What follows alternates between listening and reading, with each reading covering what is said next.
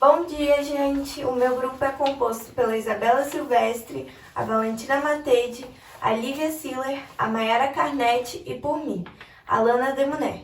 E hoje nós vamos falar sobre um tema de extrema relevância e urgência no cenário brasileiro: o encarceramento em massa de mulheres, especialmente aquelas que são negras. Só para contextualizar, nos últimos anos, o país tem visto um crescimento alarmante das taxas de aprisionamento. Segundo os dados do Levantamento Nacional de Informações Penitenciárias, o INFOPEN, o Brasil tem a terceira maior população carcerária do mundo. São 723.712 pessoas presas no país, sendo que, dentro desse grupo, 64% são pessoas negras, sendo que essa etnia compõe 54% da população brasileira. Para fins de comparação, 2 em cada 3 presos no país são negros. E dentro desse grupo, nós temos uma população ainda mais vulnerável: as mulheres negras encarceradas, que são presas geralmente por crimes não violentos e ligados a contextos de pobreza e marginalização. Esse fenômeno não é apenas um problema individual, mas um reflexo de uma estrutura social que perpetua exclusões e injustiças. E é exatamente por isso que é muito importante a gente refletir, escrever e lutar como pautas como essa: o encarceramento em massa feminino e negro. O encarceramento é um sistema que busca corrigir comportamentos considerados perigosos ou criminais, privando o indivíduo da liberdade. Porém, o corpo jurídico brasileiro possui raízes racistas, que nascem durante sua colonização. Sendo assim, esse sistema operou e opera pela lógica da escravidão, deixando o grupo de pessoas negras ainda mais vulnerável. Além disso, os presídios se precarizam ao passar do tempo, se tornando ambientes insalubres e superlotados, o que acaba causando mais marginalização ao invés de propor a inserção desses indivíduos. O sistema criminal é construído e ressignificado historicamente, reconfigurando e mantendo essa opressão que tem na hierarquia racial um dos seus pilares de sustentação. As punições são diretamente ligadas a contextos políticos e morais, sendo moldados pela relação de poder. Além do âmbito jurídico, eles desempenham um papel social na organização, refletindo e reforçando ideologias dominantes que beneficiam determinados grupos. O pós-encarceramento resulta em uma difícil ressocialização dos indivíduos negros e negras, que acabam tendo que passar por obstáculos para restituir sua vida, devido ao preconceito distópico além do racismo. Um dos principais agravantes para o encarceramento em massa é a nova Lei de Drogas, criada em 2006, que dá abertura para comportamentos racistas, no qual consiste em descrever subjetivamente quem é traficante ou usuário durante o próprio juizado, definindo assim sua pena. Um dado interessante que reflete diretamente na nova Lei de Drogas e também no encarceramento em massa é o período de surgimento de novas prisões. São 1.424 unidades prisionais, sendo 4 em cada 10 possuindo menos de uma década de existência, mostrando o aumento da necessidade de ampliação de presídios, proporcionalmente ao número de presos que se expandiu. De 1990 a 2005, uma diferença de 15 anos, a população prisional era cerca de 270 mil pessoas. Já de 2006, o ano da implantação da nova Lei de Drogas, até 2016, com uma margem de 10 anos, aumentou cerca de 300 mil pessoas. A ampliação da nova Lei de Drogas intensifica o encarceramento e persegue os ex-detentos mesmo após a sua liberdade.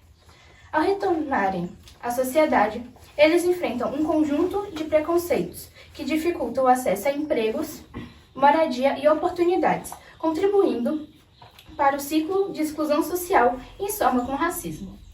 Durante o período colonial brasileiro, os africanos eram trazidos para serem tratados como escravos e de mercadoria, para serem submetidos a condições deploráveis e desumanas. Essa visão essa visão racista era sustentada pelo etnocentrismo, que era a raça branca ser superior e a raça negra ser inferior, e trazendo a justificativa de manter o regime escravocrata. Portanto, em 1888, que aconteceu a abolição, mesmo assim as pessoas negras não tiveram a liberdade. Eles tiveram a falsa liberdade, que eram serem discriminados, mas não escravizados. Ou seja, eles eram presos, eles tinham casos deploráveis, comidas que às vezes não eram sugeridos a poder comer e viviam em umas condições. As crianças também não iam para a escola. Portanto, eles tentavam branquear o país, trazendo os europeus para cá em forma de falar das terras. Por isso, eles também criaram a política de tentar prender as pessoas negras. Mas isso é uma das políticas, tem diversas outras políticas. Além disso, suas origens também foram apagadas. Em 1891, por ordem de Rui Barbosa, uma grande quantidade de documentos em relação à escravidão no Brasil foram incinerados, e a principal justificativa para esse ato foi a tentativa de impedir que os ex-senhores utilizassem esses registros para reivindicarem a indenização do Estado pela abolição da escravatura. E, por consequência, isso causou uma ruptura de laços familiares e dificultou que os escravizados identificassem seus parentes. E essa desconexão com suas raízes gerou um massivo sentimento de desorientação e perda de identidade. E acabou que isso intensificou a fragilidade e a desvalorização da tradição africana.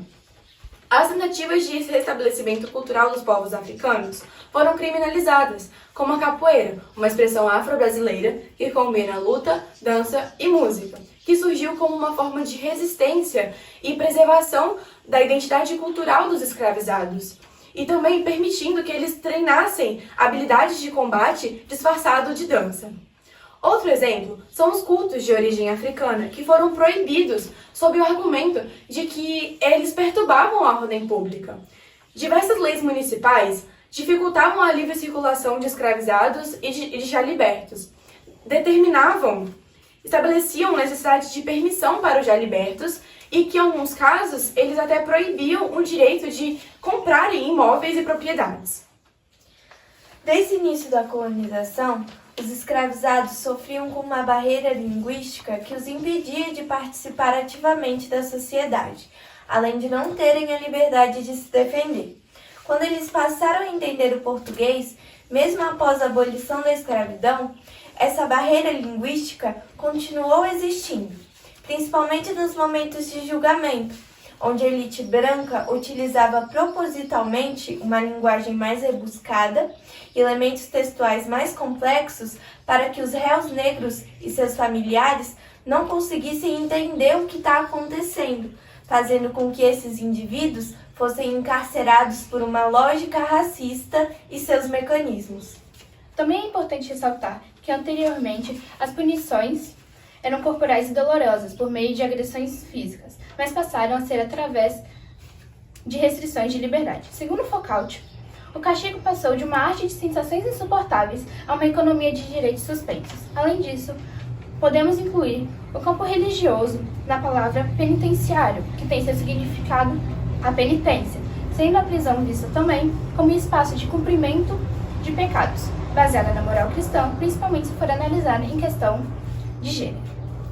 O sistema prisional, tradicionalmente masculino, apresenta disparidade quando observada a população feminina. As mulheres encarceradas, em sua maioria, são negras, jovens e de baixa escolaridade, e são frequentemente mães solteiras ou sofrem algum tipo de violência doméstica. Quando cometem crime, são geralmente tráfico de drogas ou pequenos furtos, sendo para sua sobrevivência por causa de sua condição de vida precária. Um dado importante é que 26% da população masculina encarcerada é presa pelo crime de tráfico de drogas. Porém, quando analisada a população feminina, essa taxa sobe para 62%. Além disso, a maioria dessas mesmas mulheres são reprimárias, ou seja, nunca tiveram nenhum tipo de passagem pelo crime. Mas quando estabelecida essa relação, é para sua sobrevivência. A junção de fatores sociais, como pobreza, racismo e desigualdade de gênero, as torna mais vulnerável à criminalização. Por outro lado, os homens encarcerados também apresentam um perfil de desfavorecidos e socioeconômicos. Portanto, são mais propensos a terem cometido mais crimes violentos. O sistema prisional foi projetado para homens, pois as mulheres não estão adaptadas às necessidades específicas das mulheres, como a saúde mental, o psicológico, o ginecológico e o obstétrico, com a ausência de profissionais qualificados e escassez de recursos e agrava situações das mulheres, principalmente mães. A maternidade na prisão é um desafio para aquelas que são mães, que impacta toda a família. 48,8% das mulheres são mães e, em média, os filhos delas têm entre 9 anos. Então, portanto, essas mulheres poderiam perfeitamente entrarem em condições e responder em prisão domiciliar. No Brasil, segundo os dados da Infopem, há apenas 32 profissionais ginecologistas para tratar esse universo de mulheres encarceradas. Apesar de terem assegurado o acesso ao pré-natal, fica evidente nos dados que muitas delas não possuem acesso regular à saúde. O direito ao pré-natal é totalmente violado. Além disso, existem vários relatos graves de partos sendo realizados com mulheres algemadas, que isso continua acontecendo, isso é uma coisa frequente, sendo que em 2016, a Comissão de Constituição e Justiça aprovou a proibição desse procedimento. Essa situação, ela se agrava para as mulheres negras porque elas sofrem uma dupla discriminação, devido ao machismo e ao racismo. E elas são frequentemente alvos de estereótipos que retratam elas como agressivas. E também elas lidam com a desigualdade de tratamento por parte dos agentes penitenciários. Historicamente, a figura feminina sempre foi vista através de uma lente patriarcal que limita nossas funções e direitos. Nesse contexto, nós mulheres somos estereotipadas como domésticas e submissas. Durante o período colonial, as mulheres brancas, especialmente aquelas que pertenciam às classes mais abastadas, tinham o papel de boas esposas e donas do lar, e enfrentavam a luta contra o machismo. Já as mulheres negras tinham que lidar com uma realidade ainda mais dura. Elas eram vistas como propriedades e sofriam diversos abusos. Além disso, eram submetidas a estupros e abusos e relações sexuais forçadas por parte de seus senhores. Foram essas relações que fizeram com que surgisse um estereótipo hipersexualizado de mulheres negras. Infelizmente, isso se reflete até os dias de hoje no nosso sistema penal atual. No início, as mulheres eram punidas por seus supostos crimes no âmbito privado. Era comum que o próprio marido ou outra figura masculina desempenhassem o papel de executor das punições, como recorrendo frequentemente a ações físicas e agressões físicas e morais, manipulando elas de tal forma como se estivessem erradas para levarem geralmente essas punições. Então, o governo e a política pública não enfrentavam e não havia interferência das autoridades públicas, não havia interferência de ninguém. Com o tempo, surgiu o sistema presidiário. Para as mulheres brancas, os crimes cometidos muitas vezes eram vistos como desvio de caráter e questões de saúde mental. Portanto, elas tinham opções de como ser internadas no hospício e serem levadas para os conventos para serem corrigidas ou salvas. Por outro lado, as mulheres pretas enfrentam uma realidade ainda mais dura. Elas já eram tidas, historicamente, como perigosas e agressivas, e, portanto, a prisão se tornou um destino muito comum, não como uma forma de reabilitação, mas como uma forma de controle e punição severa. Esse tratamento desigual revela as camadas de preconceito racial e de gênero no sistema de justiça, mostrando como a cor de pele e o gênero de uma pessoa podem influenciar na pena que ela receberá, assim compactuando com a marginalização e reforçando estereótipos. No final das contas, encarceramento em massa é um tema complexo e que vai muito além da privação de liberdade. ele mostra as desigualdades sociais e raciais que ainda existem, deixando claro que o sistema penal ele atinge de forma mais dura as comunidades que já enfrentam dificuldades. Quando olhamos as diferenças entre homens e mulheres brancas e pretas, percebemos as várias camadas de discriminação que existem em nossa sociedade.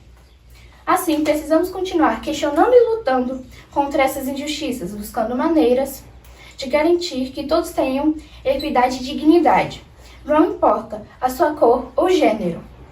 Só assim poderemos construir um sistema mais justo e humano. Para mudar essa realidade, nós precisamos desconstruir esses estereótipos de gênero, promover políticas públicas específicas para as mulheres, investir em educação e qualificação profissional dentro das unidades prisionais. A gente também precisa combater a violência e promover a reinserção social. Ao compreender as diferenças entre o encarceramento masculino e feminino, podemos construir um sistema prisional mais justo e humanizado, que promove a ressocialização e a reinserção social do indivíduo que foi privado de liberdade. E assim finalizamos nosso trabalho. Obrigado pela atenção.